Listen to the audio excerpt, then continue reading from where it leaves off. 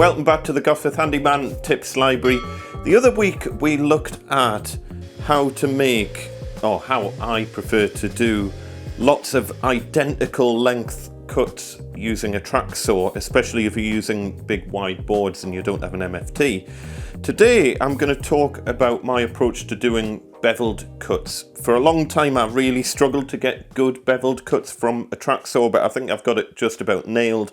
There's a lot of situations where you just can't do these sort of bevel cuts on a table saw for whatever reason. Maybe the board's too big, or maybe it's too long, or whatever. But on a track saw, you can theoretically do infinitely long bevel cuts. There's no reason why you can't just keep joining as many tracks together as you want. So I'm going to show you how I go about doing it. As mentioned a few times before, it's best to remove the factory edge if at all possible to leave a perfectly clean edge to work from.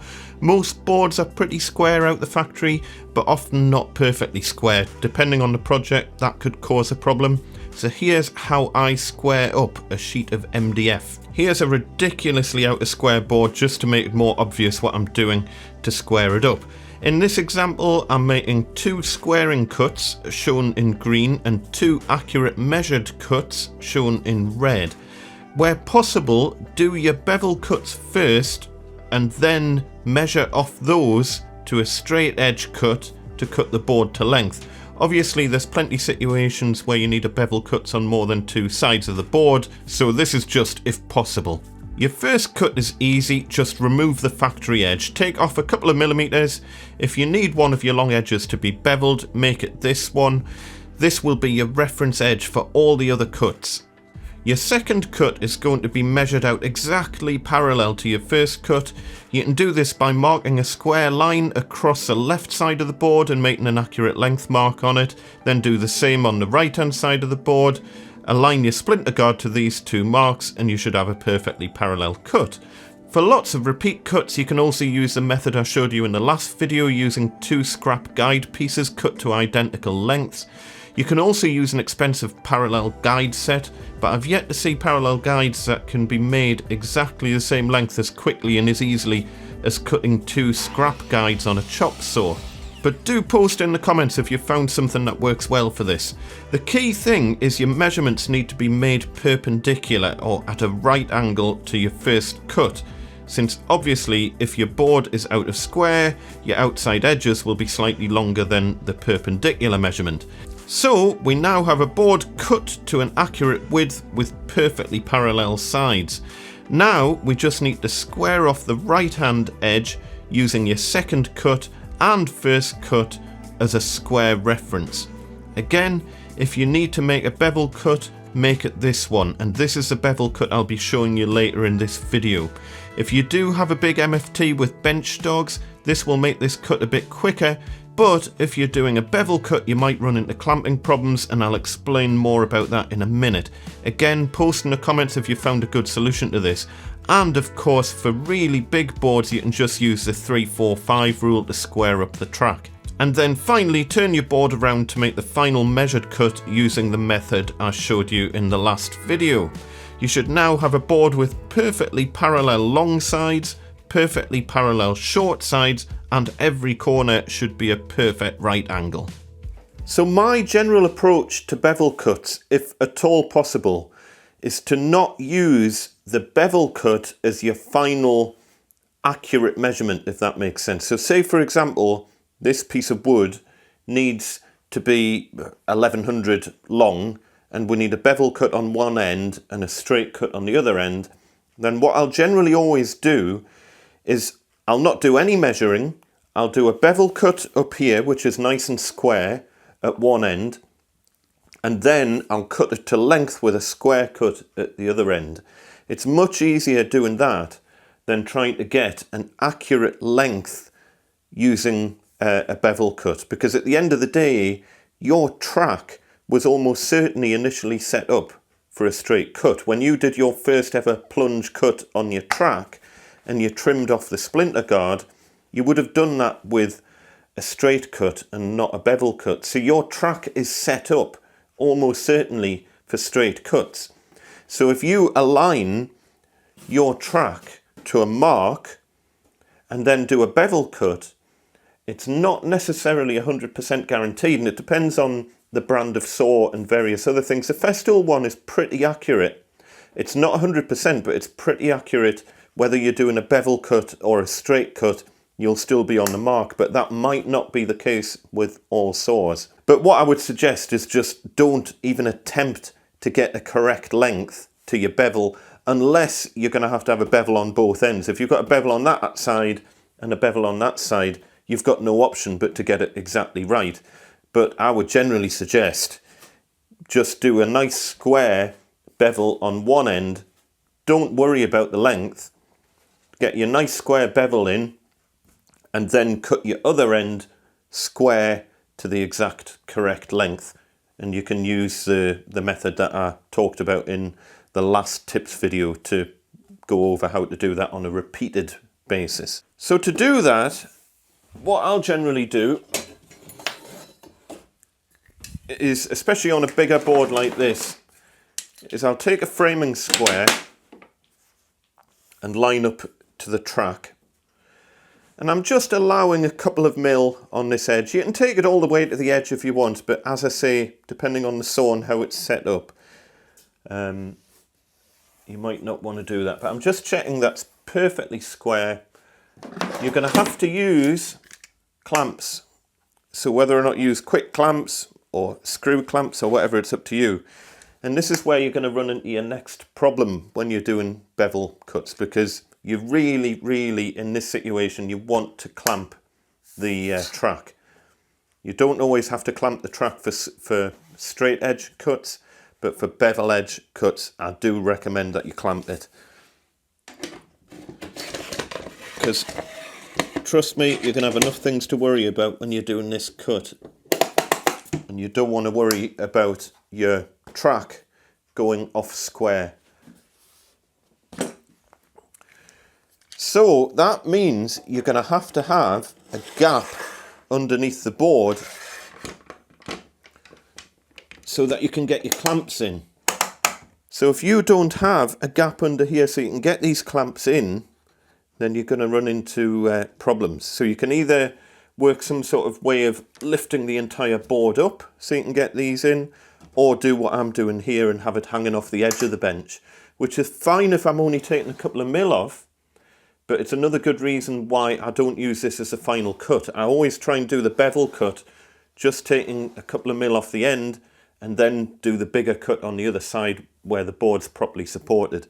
Because if I was going to be taking 3 or 4 inches off here, I wouldn't want this just kind of dropping to the floor. I'd want this to be supported, in which case I'm going to run into problems with the clamps, and I'd have to work out some sort of way of getting the clamps on without it hitting whatever I'm using to support the boards. So once you're all clamped on and you've double checked that you're definitely 100% square, then you can do the cut.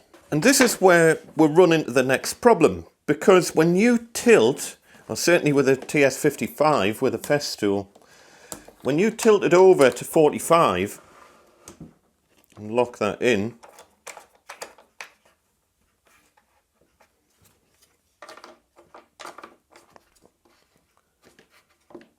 the saw is completely out of balance and wants to just fall in that direction.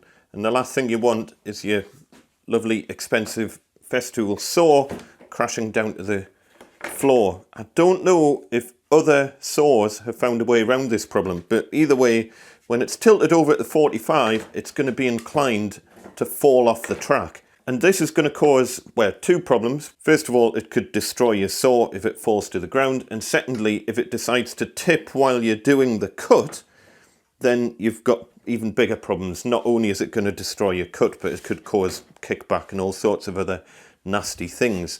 So one thing you can do is use the Festool kickback stop. And this can just go onto your track at the end. And if nothing else, if you just loop it over the edge of your saw, it'll stop your saw from falling off the track. Now it's no use while you're actually using it unless you're going to keep that attached and you're going to try and follow it along. I don't advise doing that, it's too tricky. But if nothing else, if you just pop it in a kind of parking position like that, then at least when you're not using the saw, as long as you loop it under the kickback stop, it's not going to fall over and fall off your track and damage your saw. So there's kind of our parked position. But let's do the cut now. So when it comes to doing the cut, the key thing is that you've already planned out where you're going to be walking while you're doing the cut, so you're not going to be like running into any potential problems. You're going to want to hold this section of the saw really nice and flat against the board while you're doing the cut. And that'll help you get a really nice, accurate bevel on that edge. So you're going to be running the saw, you'll obviously have it plunged down, you'll have this hand driving the saw, and you'll have this hand holding it nice and firmly on the track and following along.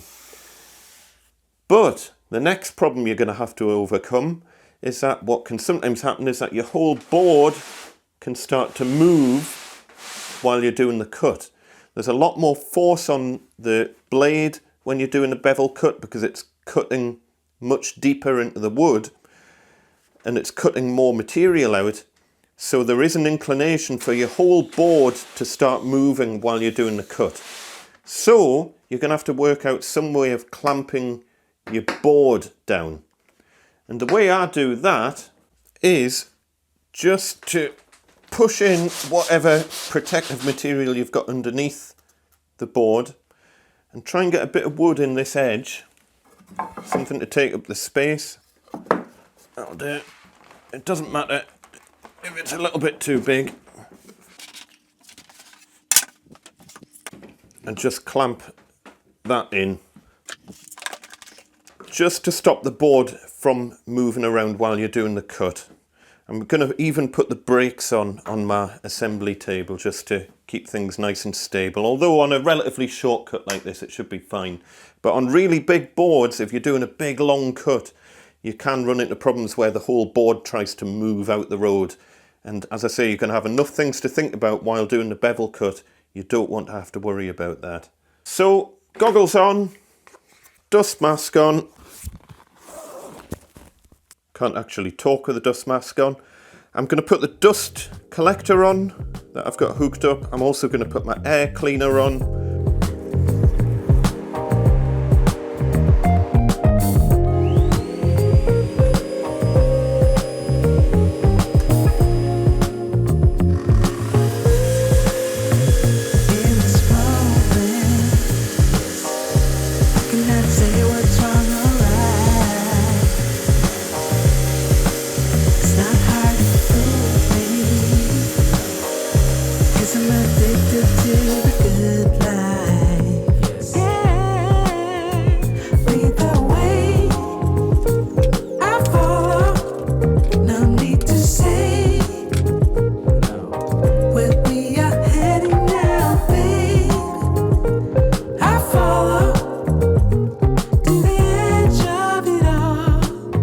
There we go. You will be the master of the bevel cut, or at least you will be better than me when I first started trying to do them.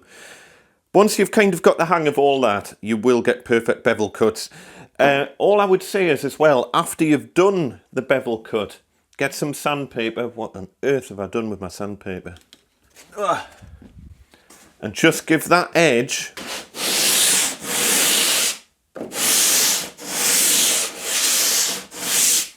a very light sand, because that edge is razor sharp. You will end up cutting yourself on that edge if you don't just take the edge off with a sanding block. So to recap, clamp your guide to the bit of wood, clamp your bit of wood to a bench or whatever you're cutting on, use the anti-kickback Festool thing. What have I done with it? Use the kickback stop as a temporary support to stop your saw from falling over. Do all the usual things: dust collection, dust mask, goggles, air filter if you've got it. And as I say, try not to use your bevel edge as the edge that you're measuring to.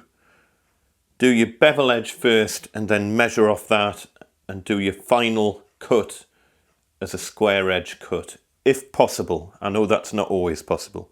If you're new to the channel, don't forget to hit subscribe, Videos out on some Tuesdays and some Saturdays, depending on how I feel. And of course, the Measuring Up podcast, the UK's first commercial joinery podcast that I'm aware of anyway, with Peter Millard. Links in the description to Peter's channel and to the podcast below. See you next time.